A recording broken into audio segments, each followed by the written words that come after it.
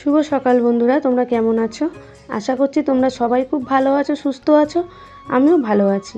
আরবি ব্লগে তোমাদের সবাইকে স্বাগত, অনেক ভালোবাসা জানিয়ে নতুন একটা ভিডিও শুরু করলাম তোমাদের সাথে নিয়ে। তো আজকে হচ্ছে মঙ্গলবার, এখন বাজে সকাল 8:30। তো এখন থেকে আমার ব্লগটা শুরু করে দিলাম, চলো। তো দেখো, আমি সকালবেলা না বাসি কাজকর্ম সব সেরে টেরে নিয়ে না একবারে স্নান করে পুজোটা দিয়ে নিয়েছি। আমি তো আগেও বলেছি বলো যে পুজোটা দিয়ে নিলে না অনেকটা কাজে কিন্তু মানে ফ্রি লাগে। দেখবে সকালে স্নানটা করে পুজোটা করে নিলে না সারাদিনের মতন একটু নিশ্চিন্ত লাগে। তো ওই জন্য আমি কী করি, সকালে কাজকর্ম সেরে নিয়ে একবারে না পুজোটা সেরেই নিই। তো দেখো, পুজো টুজো সেরে উঠে তোমাদের একটু ঘরে আমি দেখিয়ে দিচ্ছি বন্ধুরা। দেখো কি পরিমাণে রোদ্দুর জানলা দিয়ে ঢুকছে, তোমরা শুধু একটু দেখো, মানে ঝলসা মতন যেন এত পরিমাণে রোদ্দুর ঢুকছে ঘরে। আর কি গরম কি গরম ঘরে, কি বলবো। হ্যাঁ, প্রচুর গরম গো ঘরে। দেখো কি হারে রোদ্দুর ঢুকছে, তাই একটু বললাম তাহলে আমাদের বন্ধুদের একটু দেখিয়ে দিই যে আমার ঘরে কেমন রোদ্দুরটা ঢোকে। আর তো দেখো এদিকে না আমি কিন্তু ইন্ডাকশানে ভাত বসিয়ে দিয়েছি। মানে কি বলবো, আজকে রান্না করতে গেছি, চাটা বসিয়েছি জানো, আর আমার না গ্যাসটা ফুরিয়ে গেছে। কি সমস্যা বলো তো। এবার কি করব, সেই সময় তো গ্যাস আনাও ছিল না। আর ভালো মতনই জানো যে আমাদের মতন ছোটোখাটো অভাবের সংসারে তো সব সময় তো সব কিছু থাকে না পরিপূর্ণ, বলো। এবার মানে ভরে যে রাখবো সেটাও পারিনি এবারে।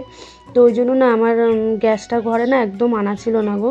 আর হুট করে না আজকে গ্যাসটা শেষ হয়ে গেছে। এবার কী করব, মাথায় কোনো কাজ করছে না। কি করব, রান্নাটা করতে তো হবে বলো, খেতে তো হবে। কি করব। এবার যাই হোক, তখন কি করব, মাথায় এক বুদ্ধি এলো। এবার আমাদের ঘরের বউদের তো আমাদের তো বুদ্ধি খাটিয়ে এইটুকু কাজ তো সারতেই হবে। তখন আমি কি করলাম, আমার বাপের বাড়িতে গেলাম। আমার বাপের বাড়ি তো কাছেই। আমার বাপের বাড়িতে না একটা ইন্ডাকশান ওভেন আছে। ওই দেখো গ্যাস কিন্তু নেই, তোমাদের দেখিয়ে দিলাম যে কালি কড়াই বসিয়ে রেখেছি। তো আমার বাপের বাড়িতে না ইন্ডাকশান ওভেন আছে জানো তো।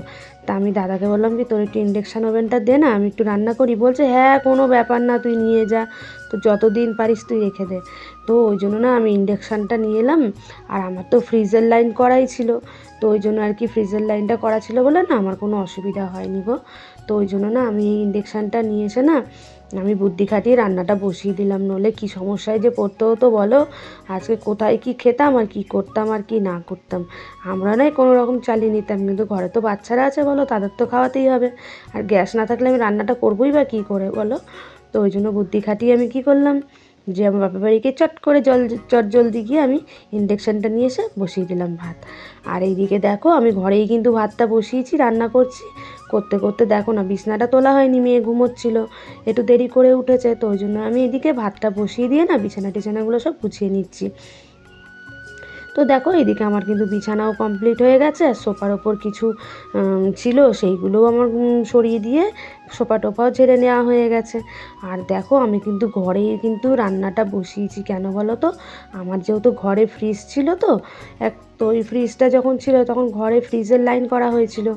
আর তোমরা তো জানোই অনেকে যে ইন্ডাকশানে কিন্তু করতে গেলে ওই রকম একটা বোর্ডের দরকার পড়ে।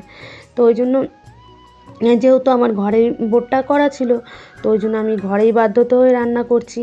আর এই যে টুলটা দেখছো না, এই টুলটা কিন্তু আমার একটা কাঠের টুল, লম্বা মতন। এটা আমার শাশুড়ি মায়ের ছিল। তো সেই টুলটার মধ্যে আমি আসন দুটো পেতে রাখতাম, যে বইয়ের ব্যাগ ট্যাগ এগুলো রাখতাম বা কিছু জিনিস টুকটাক রাখতাম।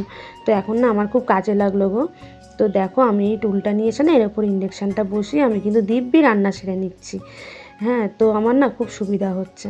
তো দেখো এইদিকে আমার কিন্তু ভাত হয়ে গেছে। আর আজকে না বেশি ঝামেলা করব না, যেহেতু আমার একটু বেলা হয়ে গেছিলো। আর কি রান্না করব, মাথায় কোনো কাজ করছিল না, গ্যাস নেই। ওই জন্য আজকে কি ভাবলাম, আজকে ভাবলাম যে ডিমের ঝোল আর ভাত করি। তো সত্যি কথা বলতে তাহলে আমার তাড়াতাড়িও হয়ে যাবে, এক তরকারি ভাত হয়ে যাবে, কোনো অসুবিধা নেই। তো এইদিকে না আমি রান্নাটা বসিয়েও দিয়েছি। দেখো আমার শোকেসের পাশেই আমি টুলটা রেখে দিয়ে না আমি রান্নাটা করছি। তো তাতে কোনো সত্যি কথা বলতে কোনো অসুবিধা হয়নি আমার, আমি করেই নিতে পেরেছি। তো এইদিকে আমি ডিমের ঝোল আর ভাত করব।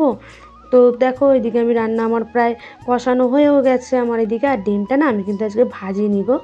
আজকে কিন্তু ডিমটা আমি সেদ্ধ করে ডাইরেক্ট কেটে ছেড়ে দিয়েছি। কেন বলো তো, এই কিন্তু ডিমের একটা স্বাদ কিন্তু সম্পূর্ণ আলাদা গো। এই ডিমের যে গন্ধটা না খুব ভালো লাগে, যে একটা আসল যে ডিমের যে গন্ধ, সেটা তুমি এই সেদ্ধ ডিমে রান্না ঝোল করে খেয়ে দেখবে, বেশ কিন্তু ভালোই লাগে, খারাপ কিন্তু লাগে না। তো এইদিকে আমার কিন্তু ডিমের ঝোলটা আজকে করে নিয়েছি, বেশ খেতে কিন্তু ভালোও হয়েছিল সত্যি কথা বলতে। তো যাই হোক দেখো আমার কিন্তু রান্না বান্না হয়ে গিয়ে কিন্তু খাওয়া দাওয়াও হয়ে গেছিলো গো, যেহেতু একটু বেলা হয়ে গেছিলো আজকে না, আমি আর সেরকম ভিডিও করতে পারিনি, তাড়াহুড়ো ছিল। চলে এলাম একেবারে সন্ধেবেলা। তো দেখো কতগুলো জামা কাপড় হয়েছে, মানে ওবেলা ধুয়েছিলাম তো প্রচুর জামা কাপড় হয়েছে গো। তো সেইগুলো ভাবলাম এখন তাহলে সন্ধেবেলা একটু ফাঁকা থাকি, তো সেই সময়টা একটু জামা কাপড়গুলো আমি গুছিয়ে নিই। তো দেখো এদিকে আমি গুছিয়ে নিচ্ছি, আর এই যে দেখছো না এই কাপড়গুলো ছোট্ট করে ভাঁজ করে আমি রেখে দিচ্ছি, কেন বলো তো? এই কাপড়গুলো না আমার বাড়ি পরার ছাপা কাপড়, এগুলো তার লম্বা করে রাখার মতো না জায়গা হচ্ছে না গো শোকেসে, ওই জন্য ভাবলাম এগুলোর অসুবিধা কিছু নেই, এগুলো ছোট্ট করে ভাঁজ করে একটা সাইড দিয়ে রেখে দিয়েছি।